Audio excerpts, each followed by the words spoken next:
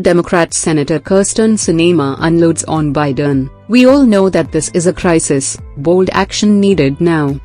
Senator Kyrsten Sinema, Diaz, slammed President Joe Biden this week for his border crisis, saying that it is, in fact, a crisis and his administration must do more to fix the problem, which has burst open the floodgates of illegal immigration in her state.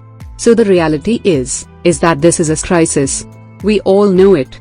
And the federal government must do more to address this surge of migrants who are coming to the border with increasing numbers each year.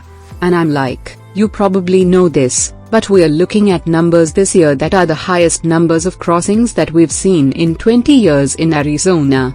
So we really are seeing how this problem has been exacerbated and gotten worse.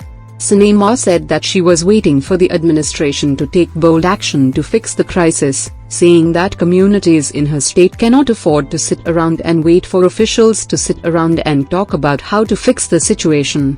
Sinema said that migrants are getting dumped into communities in her state and those communities have nowhere to put them.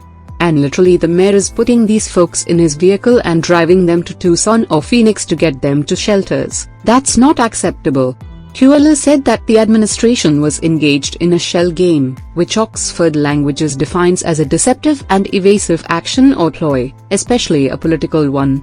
All they're doing is moving kids from one tent to the other tent and saying, "Oh, they're out of Border Patrol custody but they're next door in HHS," Kyrsten said. Kyrsten slammed Biden for failing to talk about his border crisis during his congressional address last week. "I did notice that the president did not talk about the border," he said.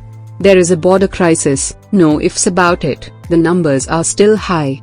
Arizona Democrat Senator Mark Kelly also sounded off on Biden on the matter, calling Biden's border crisis a crisis and saying that more federal resources were needed to fix it.